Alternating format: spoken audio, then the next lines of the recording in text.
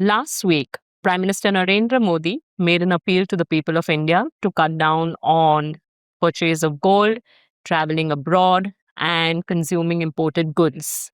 This appeal obviously came amidst the ongoing West Asia conflict, which has imposed solid pressure on India's import bills and on the Indian rupee. Now, in popular discourse, a currency is often viewed as a matter of national pride. But a currency is not a national flag, it is just a price. And like all other prices, it must be allowed to adjust according to the demand and supply as economic conditions change. In my finance and governance column in ThePrint this week, I teamed up with Rajeshwari Gupta, and we argue that the Indian rupee must be allowed to adjust as per demand and supply conditions, and that a declining rupee may in fact be precisely what the Indian economy needs right now. First, a recap of why the Indian rupee has been consistently declining. As many economists, journalists, and other commentators have explained, India imports nearly 90% of its crude oil and more than 50% of its natural gas needs. Now, since the conflict began in West Asia in March, the price of Brent crude, which is the benchmark price for all crude oil in the world, has increased by more than 50%. And supply has been debilitated primarily due to the Strait of Hormuz being blocked. This in turn has increased India's import bill and pushed the rupee downward. Higher imports widen India's current account deficit, which is the gap between what Indian households, firms, and government bodies import into India and what they export to the rest of the world. Now, in normal times, this current account deficit is financed by foreign investment flows into Indian equities and bonds. But foreign investors have also been keeping away from the Indian markets for a while now, and especially since the onset of the West Asia conflict since March 2026, the net outflows of foreign investors from India is in the range of $2 trillion. And this in turn has led to pressure on the rupee. Now, before discussing how a depreciating rupee might in fact be helping India right now, it is worth clearing up 5 misconceptions or myths about the rupee. First, it is often believed that a weaker currency reflects a weaker economy. Now, this is not always true. Take the example of Japan. Even today, for example, $1 buys about 158 Japanese yen, much more than the 96 rupees that $1 buys today in the global forex market. Despite this, Japan is one of the strongest economic countries today with a GDP per capita of $35,000 compared to the GDP per capita of India of about $2,600.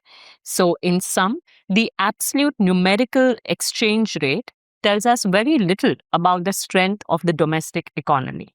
The second misconception is about the current account deficit. Economists estimate that if the crude oil prices remain high, India's current account deficit will increase from 0.8% of GDP in 25-26 to about 2% of GDP this year. This anxiety about the increase in the current account deficit will in turn put pressure on the rupee even more. Now, the current account deficit needs to be interpreted correctly. The balance of payments of any country has 2 sides to it. One is the current account, which represents the cross-border trade. So every time Indian exporters export goods outside of India or import goods or services into India, that is represented by the current account. On the capital account, on the other hand, foreign investment flows, inflows, and outflows are reflected in the capital account. Now, by standard accounting rules, both sides must balance each other. In normal times, like I mentioned earlier, the current account deficit is often compensated for by net capital inflows or foreign investment inflows into India. However, since this hasn't been happening for some time now, that is the precise reason for why the rupee is depreciating. The third misconception is that the RBI must necessarily intervene in the foreign exchange market. That is, it must use up its foreign exchange reserves, sell the dollar, and buy the rupee to stabilize a falling rupee. Now, there are two ways in which this situation can be dealt with. Consider a simple example. Suppose India's current account deficit is $50 billion, but India's foreign investment inflows are only $20 billion. That means we are looking at a shortfall of about $30 billion. That means there is excess demand of about $30 billion for the dollar. In this situation, RBI can either step in and supply those $30 billion, or it can do nothing, in which case the value of the rupee will decline further, the value of the dollar to the rupee will increase, and the price mechanism will set in place a series of corrective mechanisms which will reduce the imbalance. In sum, the RBI can choose to do nothing and allow the price mechanism to solve this imbalance between the demand and supply for the dollar relative to the rupee. This market-led adjustment, or allowing the price mechanism to clear the market, is more sustainable because no single institution, not even the central bank, can determine the correct value of the rupee. Foreign exchange reserves are finite. If the underlying gap between the demand and supply for the dollar remains large enough for a long enough time, trying to keep closing that gap by using foreign exchange reserves can in fact be costly and unsustainable. Fourth, many people assume that the Reserve Bank of India holds foreign exchange reserves merely to intervene in the foreign exchange market and stabilize the rupee. That is not entirely accurate. Like all central banks, the Reserve Bank of India prints money and has to back the money issued by it with assets. Now, these assets may be domestic assets such as Government of India securities, or they may be foreign assets such as US government bonds, and so on. All of this is part of the same balance sheet. And when the RBI uses these reserves to intervene in the foreign exchange market, it is reallocating a part of its balance sheet to stabilize the value of the rupee. The foreign exchange market, on the other hand, functions like any other asset market. Banks, importers, exporters, traders, they all participate in it, and the RBI is not required to participate in it. It may choose to do so, or it may choose to stay out of the market and allow the price of the rupee to be determined by purely market conditions of demand and supply. Finally, rupee depreciation is viewed as being inherently harmful for India. Now, excessive currency depreciation can in fact cause problems for countries in which firms, households, and governments have borrowed excessively in foreign exchange. So, for example, the East Asian crisis was primarily precipitated by high levels of foreign currency debt. In India, however, foreign currency debt on the balance sheets of Indian companies, households, and government bodies is not particularly high. And therefore, that systemic risk element that could arise from a currency imbalance due to foreign exchange denominated debt is not really a risk right now. Why is rupee depreciation part of the solution? The exchange rate is the main mechanism through which an economy adjusts to the changing conditions of demand and supply.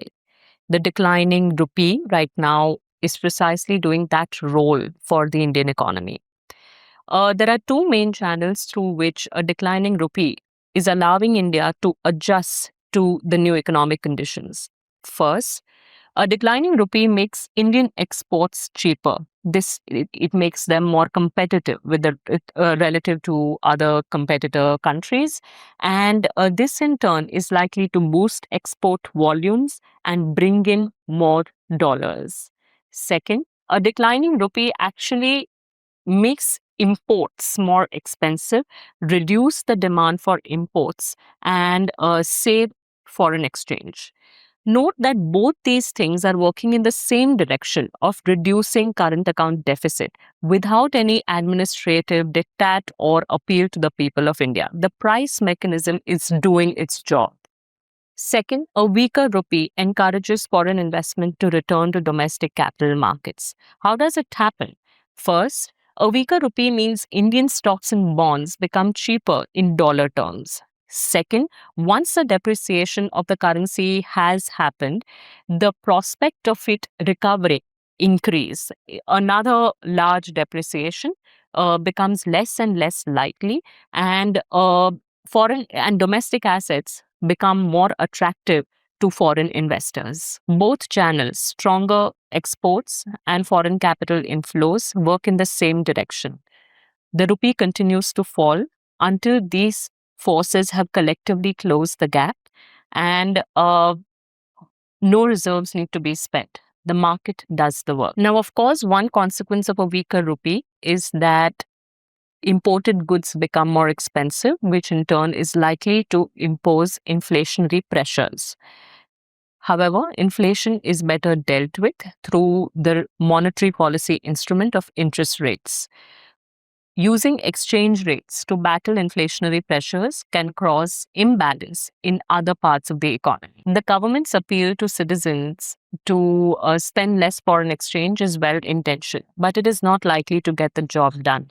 A weaker rupee achieves the same outcomes. Imports become more costly, gold becomes more costly, foreign travel becomes more costly, and at the same time, exports become cheaper and domestic assets become cheaper and are likely to recover faster. The rupee's depreciation in this context is not a change to be resisted. It is an adjustment mechanism doing precisely what it is meant to do. The appropriate policy response is therefore to allow the adjustment to proceed as it is while maintaining the macroeconomic stability and making the institutional reforms necessary to bring back the credibility of the Indian capital markets to the rest of the world.